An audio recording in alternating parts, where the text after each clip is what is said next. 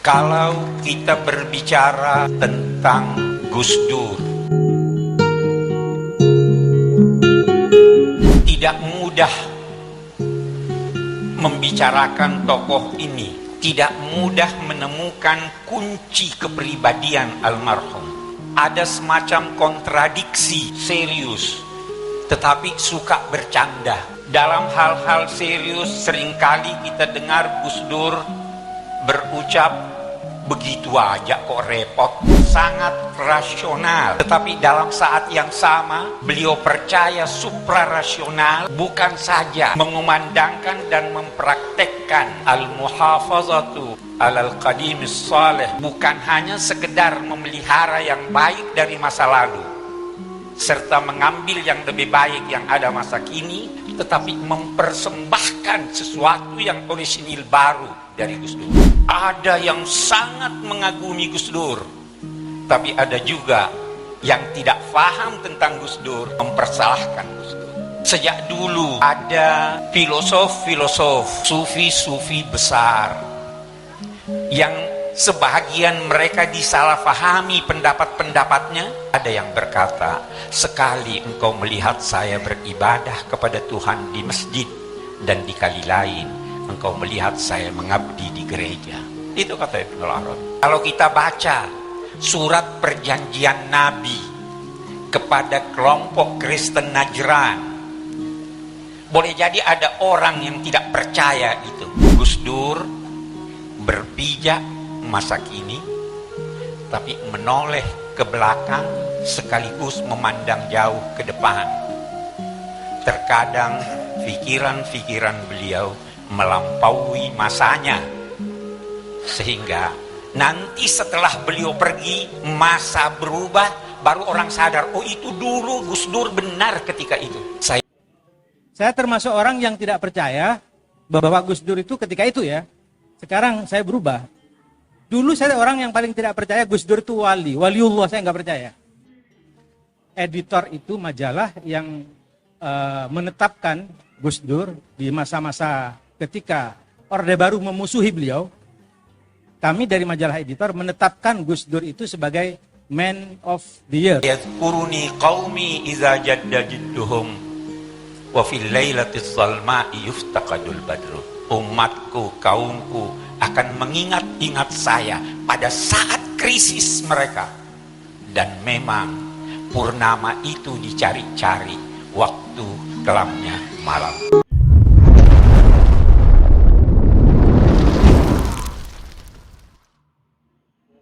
Kan oleh Rasulullah Sallallahu Alaihi Wasallam, kita berkumpul di suatu majlis yang oleh agama dinamai majlis zikir. Tidak kurang dari 200 kali kata-kata zikir terulang di dalam Al-Quran. Objeknya bermacam-macam. Salah satu di antaranya adalah berzikir, merenung, mengingat, menyebut-nyebut tokoh-tokoh, lebih-lebih yang memiliki jasa di dalam masyarakat.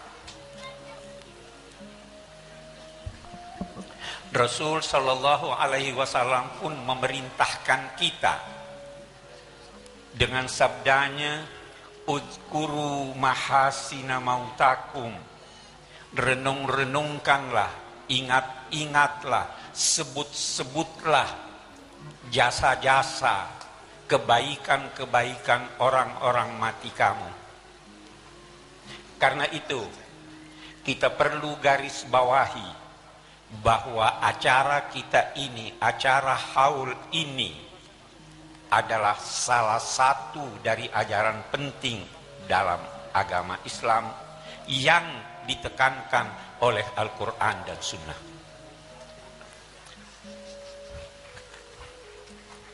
Kalau kita berbicara tentang Gus Dur, tidak mudah membicarakan tokoh ini karena tidak mudah menemukan kunci kepribadian almarhum. Bahkan bisa terkesan bahwa ada semacam kontradiksi dari sikap-sikap beliau. Beliau itu serius, tetapi suka bercanda. Dalam hal-hal serius seringkali kita dengar Gus Dur berucap, begitu aja kok repot.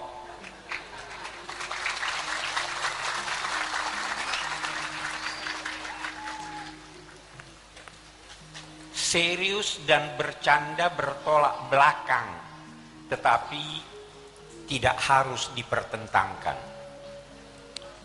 Gus Dur seorang yang sangat rasional, tetapi dalam saat yang sama beliau percaya suprarasional yang terkadang bagi orang-orang yang tidak mengerti dinamai irrasional.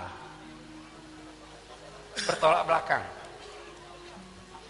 Gus Dur almarhum seorang demokrat,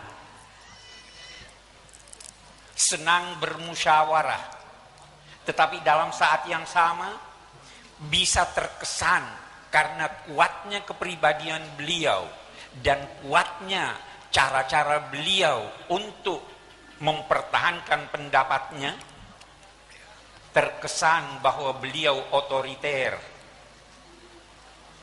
Gus Dur, Allah yarham, seorang yang berpijak di bumi Indonesia, melihat jauh ke depan, tetapi dalam saat yang sama tidak pernah tidak menoleh ke belakang. Gus Dur bukan saja mengumandangkan dan mempraktekkan ungkapan yang dikenal oleh agamawan dengan al-muhafazatu alal qadimis salih wal akhdhu bil jadidil aslah, tetapi Gus Dur lebih dari itu. Bukan hanya sekedar memelihara yang baik dari masa lalu serta mengambil yang lebih baik yang ada masa kini. Beliau bukan sekedar mengambil, tetapi mempersembahkan sesuatu yang orisinil baru dari Gus Dur.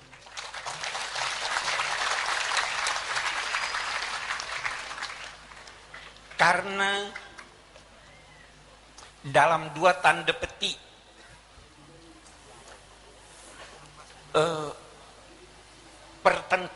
pertentangan ini, maka sikap masyarakat terhadap Gus Dur juga berbeda.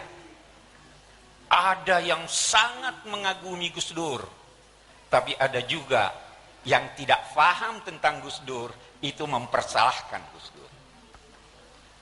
Dalam pandangan agamawan dan ilmuwan, kalau Anda menemukan satu orang yang sikap masyarakat kontradiktif terhadapnya, maka ketahuilah bahwa yang bersangkutan adalah seorang yang jenius.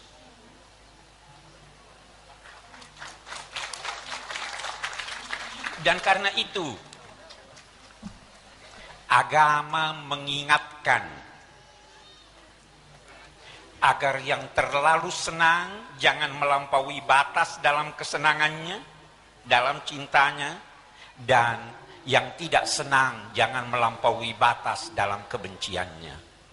Rasul Shallallahu Alaihi Wasallam bersabda menyangkut Sayyidina Ali karramallahu wajhahu, ada yang sangat-sangat mengagungkan beliau, melebihi kedudukan beliau, dan ada juga yang membenci beliau.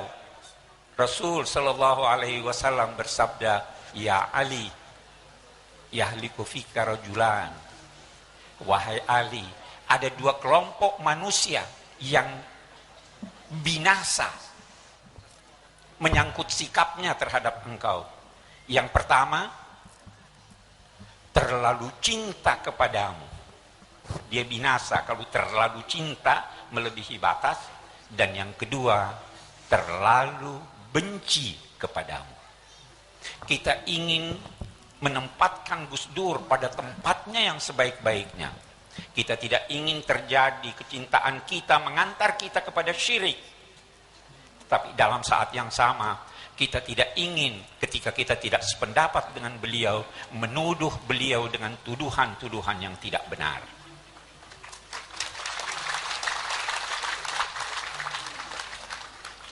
Memang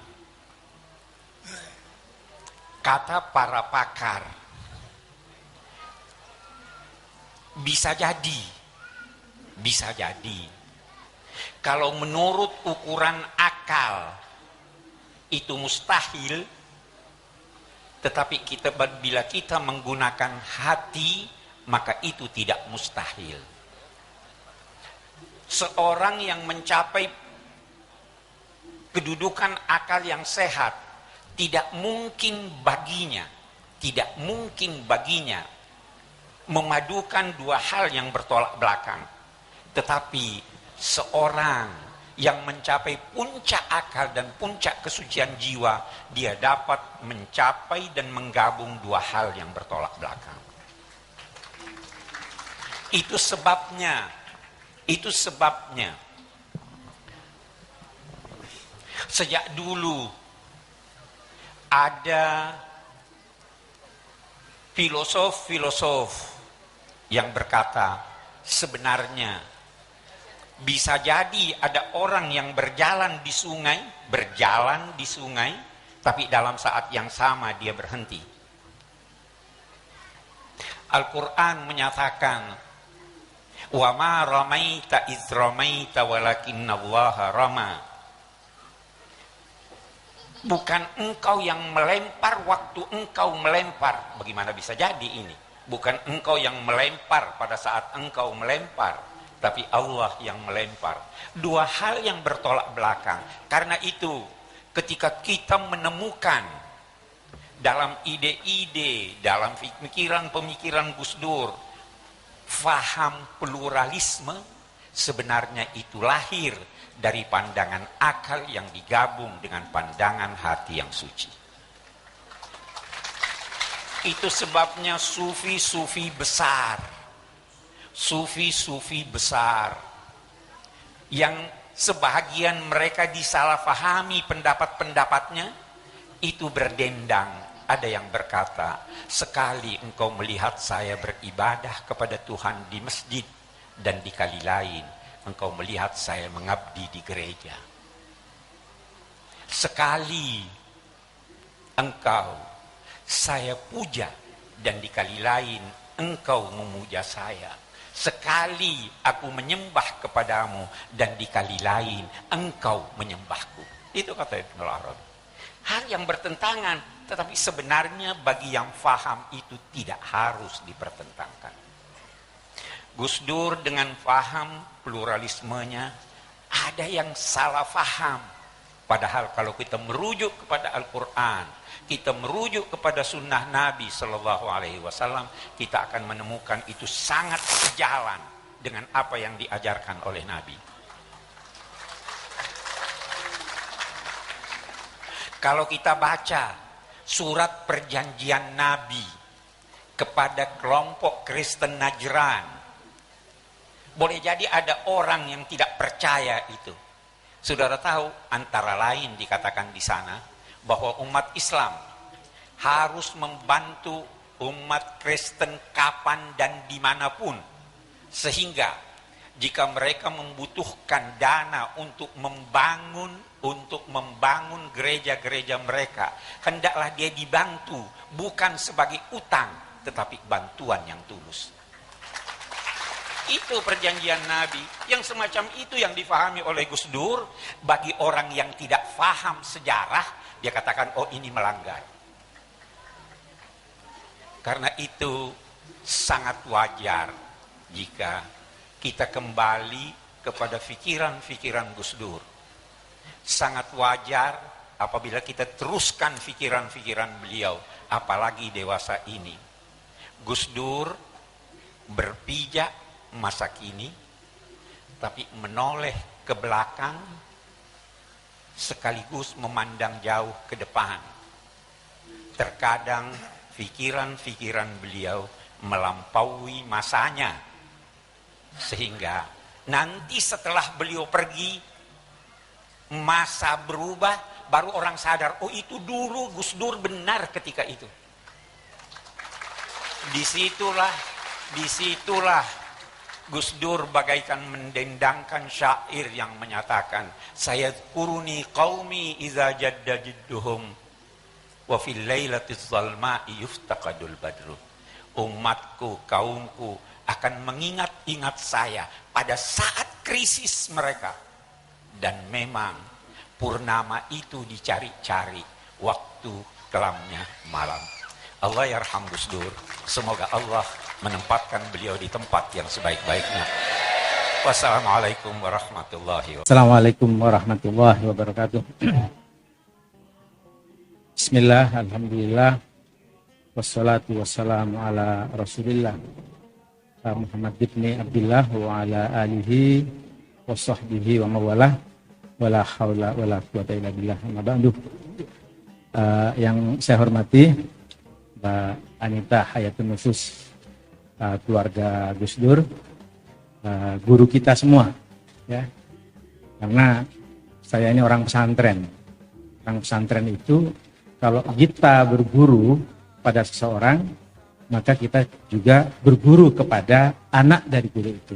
Maka kita juga berguru kepada keluarga Gus Dur. Kita semua saya kira begitu. Setuju ya, gitu ya.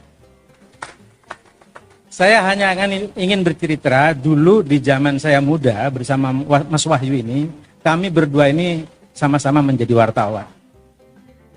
Jadi saya wartawan Tempo tahun 85 sampai dengan 87. Lalu kami 40 orang semuanya keluar dari majalah Tempo, mendirikan majalah Editor. Nah, pada kesempatan ketika saya keluar inilah Mas Wahyu bernasib baik masuk menjadi wartawan Tempo. Jadi kami berdua ini sama-sama spesialis apa? Sumber-sumber Nahdlatul Ulama itu siapa saja kami wawancara.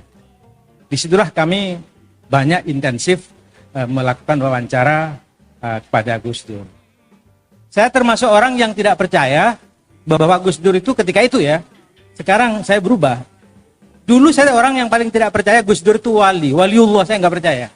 Sebelum tahu tentang konsep wali mastur. Ya katanya la ya'riful wali illal wali kan itu kan. Tentu saja saya bukan waliullah. Saya baca-baca gitu ya. Ternyata wali mastur itu apa? Orang yang sebenarnya bersama rakyat menyembunyikan diri atas kebaikan-kebaikannya dan akhirnya dia secara berlahan-lahan terkuak oleh orang lain, terutama oleh para waliullah yang lain bahwa beliau adalah waliullah. Dan kita yakin, seyakin-yakinnya walaupun kita bukan wali, Gus Dur itu adalah waliullah. Karena apa? Karena setelah saya renung-renung, beliau itu ketika masih muda, kawin keluarga pertama ketika masih di Tebu Ireng, yang dikaji itu kitabnya kitab Al-Hikam.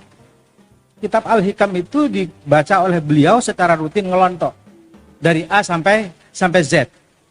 Nah, substansi dari kitab itu adalah perilaku wirai. Perilaku wirai itu apa? Perilaku yang sangat wara, perilaku yang sangat tidak ingin bahwa kelakuan-kelakuan baiknya itu diketahui oleh manusia. Dan itu saya kira dilakukan oleh Gus Dur. Ketika beliau wafat, orang yang paling banyak berbicara dan bingung untuk bertanya itu adalah abahnya Gus Yasin tadi sebagai wakil gubernur tadi. Abahnya bertanya, terheran-heran, kenapa Gus Dur bisa sedemikian rupa dihormati oleh banyak orang, bahkan sampai malam ini. Dan ternyata memang salah satu tanda-tandanya dari kewalian beliau itu adalah ya, kenapa kita menghormati sedemikian rupa pada malam hari ini. Oleh karena itu saya ingin mengajak sebelum melanjutkan acara ini, tentu saja Al-Fatihah buat Gus Dur, lalu yang kedua itu Al-Fatihah buat adinda Gus Dur, yang dalam gagasan berbeda ya, terutama dalam konsep agama dan negara gitu. Lalu yang ketiga itu adalah Bapak Kiai Haji Ahmad Bagja yang meninggal kemarin. Itu adalah sekjen beliau yang mengabdi kepada Gus Dur. Kepada bertiga ini sebagai pejuang Nahdlatul Ulama, mari kita baca bersama-sama ila hadratin Nabi Mustafa Muhammad sallallahu alaihi wasallam. Al-Fatihah.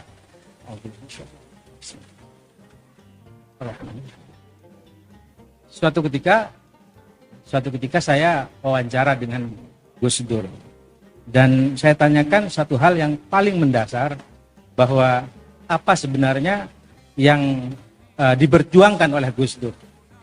Itu saya pertanyakan seperti itu.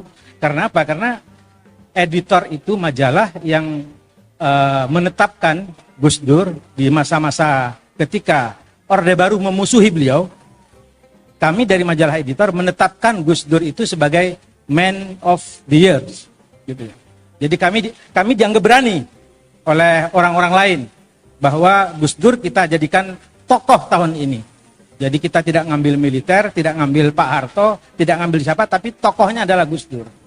Itu dianggap berani dan kemudian keberanian itu harus ditebus kemudian bahwa apa?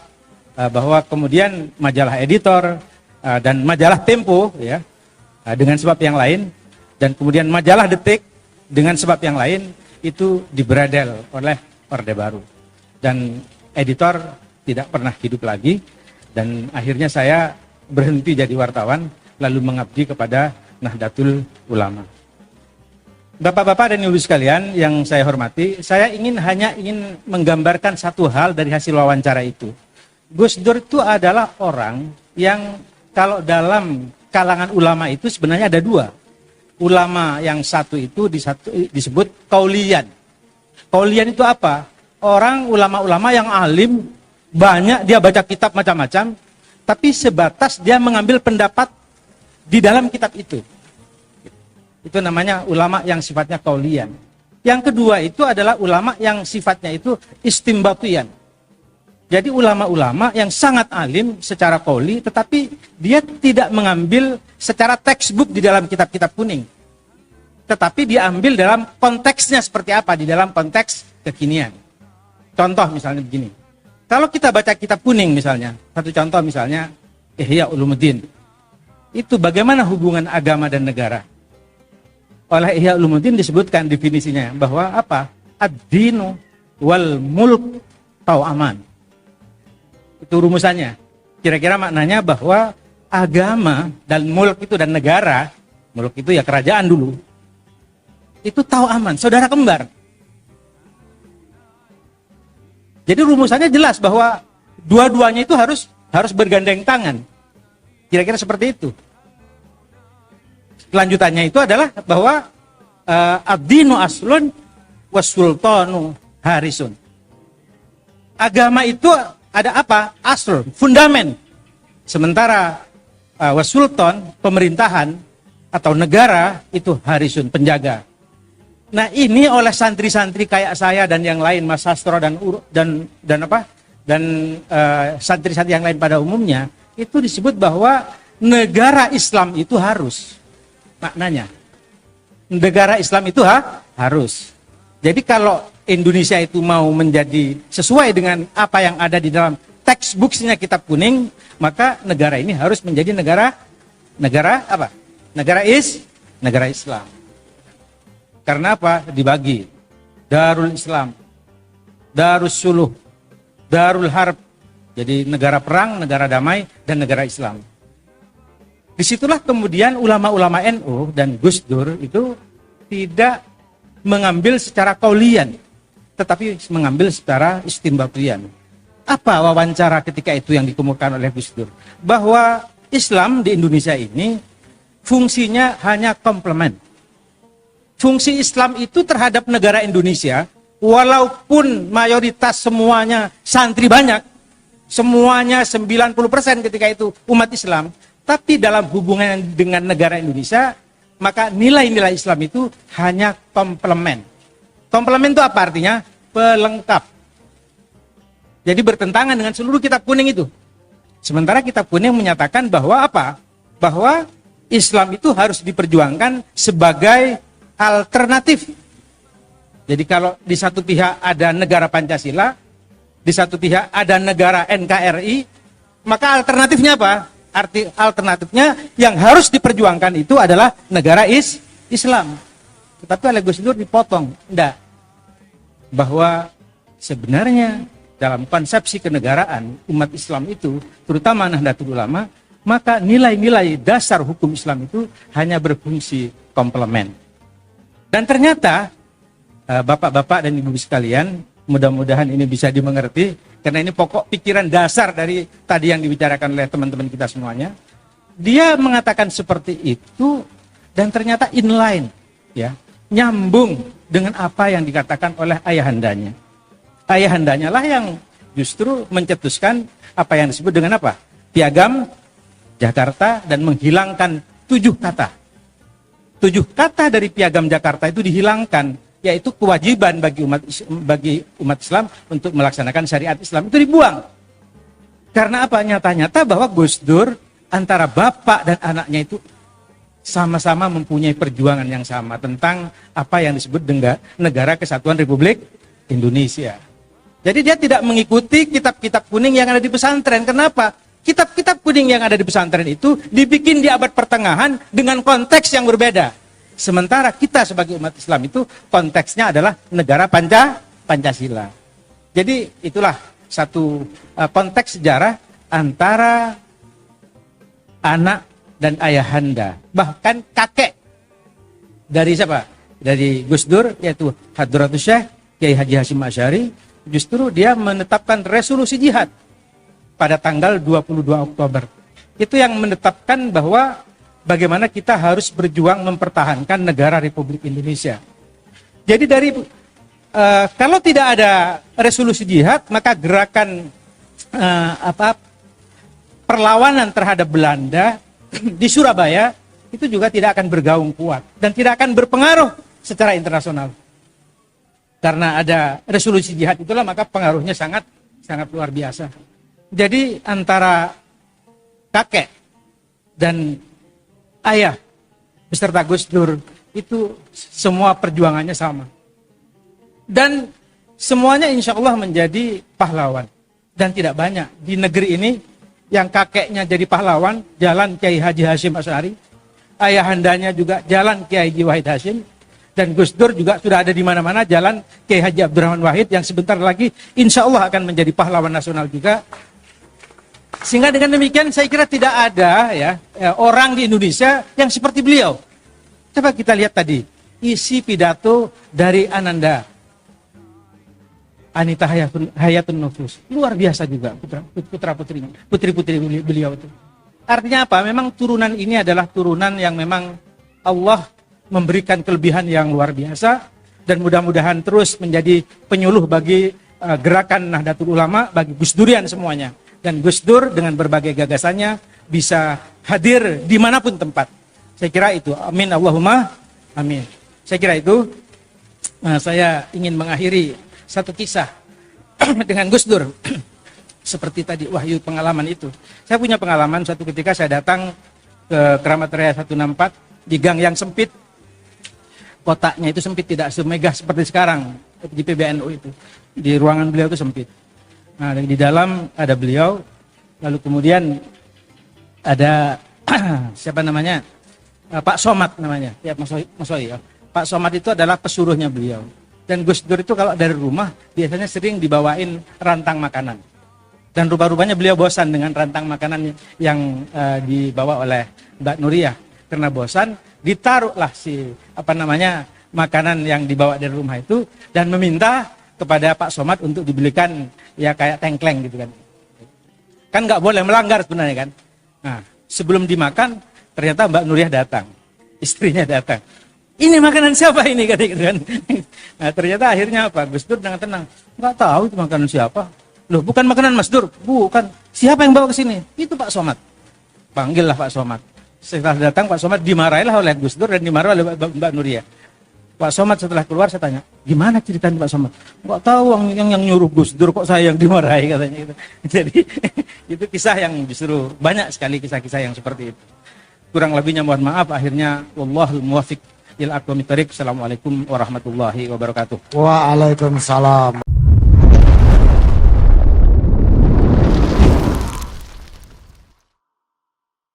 Itulah tadi ungkapan hati dari Quraisy Shihab beserta mantan wartawan Tempo yang mengenang kisah-kisah yang sangat luar biasa dari Gus Dur, Kiai Haji Abdurrahman Wahid semasa hidupnya. Semoga saja cerita-cerita inspirasi dari almarhum Gus Dur ini memberikan sebuah warna yang bisa memajukan bangsa dan negara.